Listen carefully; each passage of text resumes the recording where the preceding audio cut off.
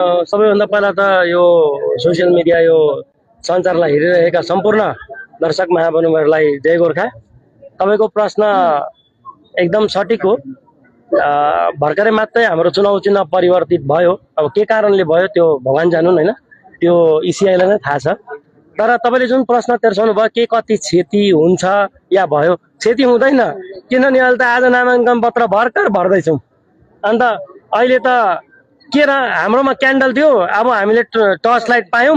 Modern candle हो, modern candle दुइटै बल्ने कुरा हो कि कसो। अन्त पाहाडले मोमबत्ती बाल्ने जग्गामा टर्च लाइट बाल्छ, त्यति त हो नि, फरक पर्दैन। अब रह्यो अमर सर, हामीले त भागो प्रमो र अमर सरलाई भोट दिने हो नि त। चुनाव चिन्ह परिवर्तित भए तापनि हाम्रो प्रार्थी र पार्टी परिवर्तित भएको छैन, त्यो कुरा याद गर्नु होला। र हाम्रो मुद्दा परिवर्तित भएको छैन, त्यो कुरा याद गर्नु होला। पाहाडमा शान्ति फर्काउने अनि थापाको दूरदर्शिता फर्के परिवर्तित भएको छैन, त्यो थाहा पाउनु, त्यो सोच्नु होला।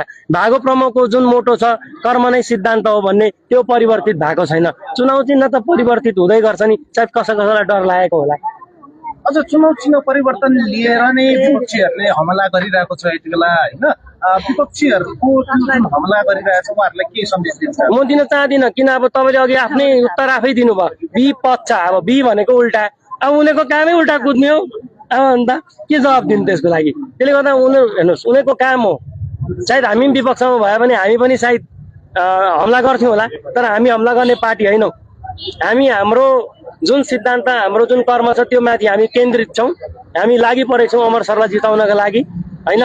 त्यसमै त्यही हाम्रो मोटो हो, त्यही हाम्रो सिद्धान्त हो, त्यही हाम्रो बाटो हो। त्यसले गर्दाखेरि हामीलाई चुनाव चिन्ह परिवर्तित हुँदा विपक्षले हामीलाई कमेन्ट हान्दा हामीलाई केही फरक पर्ने। अझ अन्य दलका पार्टीहरू जसरी भाजपाबाट पनि छन्, सोनम लामाजी, त्यसरी नै आइजिजिएफबाट पनि रहेका छन् वन्दना राई है, साथसाथमा अन्य जो निर्दलीय उम्मेदवारहरू पनि रहेका छन्। यी मध्ये तपाईँहरू कसलाई चाहिँ एकदमै कडा दमदार प्रत्याशी जस्तो लाग्छ तपाईँहरूको पक्षमा चाहिँ? अरे म भने फुटबल खेल्नु आफ्नो टिम लिएर मैदानमा झरेको मेरै टिम दमदार हुन्छ नि। तपाईँ कस्तो कुरा गर्नु भएको? अचम्म लाग्दो प्रतिद्वन्दी। म अब टिम फाइट हो यो त। म उहाँहरूलाई पनि शुभकामना दिन चाहन्छु, भागो प्रमुखको तर्फबाट र सौरेन समष्टिको तर्फबाट र एउटा सभासद भएको तर्फबाट। बिजेपीको क्यान्डिडेटलाई पनि, आइजिजिएफको क्यान्डिडेटलाई पनि, वन्दना राई बहिनीलाई पनि म एकदमै उहाँहरूलाई पनि शुभकामना दिन चाहन्छु होइन। उहाँहरूले प्रार्थीको रूपमा योपालि टिकट पाउनुभयो, धन्न फोरफिट चाहिँ नहोस् है, त्यो पनि म यसो भगवानलाई कामना गर्न चाहन्छु कि कसो होइन। अब रह्यो प्रतिद्वन्दिता, मैदानमा उत्रेको छु, मेरै दल बलियो छ नि हौ कि अहिले देख्नुभयो नि तपाईँहरूले कि कसो। किन हाम्रो दलले त उहिले मैदानमा उत्रिन्छु भनेर घोषणा गरिसकेको, क्याप्टन पनि चुज गरिसकेको मैदानमा आउने कि होइन। टिम क्याप्टन त हाम्रो चुज भइसक्यो, उनीहरूको त हिजो अस्ति मात्रै हुँदैछ, त्यो पनि भोटर लिस्टमा नाम आउँछ कि आउँदैन भनेर एकदम उहाँहरू कन्फ्युजनमा थियो। त्यहाँबाट लडाइँ हुन्छ, चुनौती स्वीकार छ, लड्छौँ होइन। योपालि एकदम पक्का पाहाडमा टर्च लाइट बन्दैछ।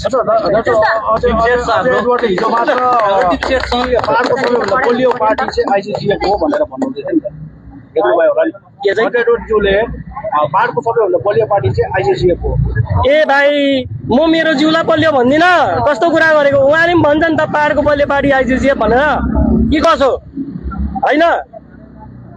अब थाहा छैन, म त भाइ माछा मासु पनि खाँदिनँ, जाँडासी पनि खाँदिनँ, केही नखाइ बोल्ने मान्छे हो।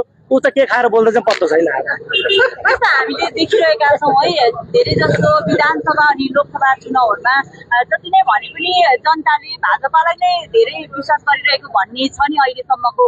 यो पालि यसमा परिवर्तन हुन्छ भन्ने कतिको यहाँहरूले आशावादी छौँ? एकदमै परिवर्तन हुन्छ। हामी सबै लागि परेको छौँ, हामी डोर टु डोर जान्छौँ, हामी क्याम्पेनिङ गर्नेछौँ। हेर्नुहोस् न, यहाँ भूतपूर्व सैनिक सङ्गठन जो चाहिँ आज देशको सीमामा उभिएर आज उहाँहरूले देशको रक्षा गरेर आज हामीसँग उभिएको छ। उहाँहरू जस्तो हुँदा हुँदा हामी जित्दैनौँ र पक्कै जित्छौँ।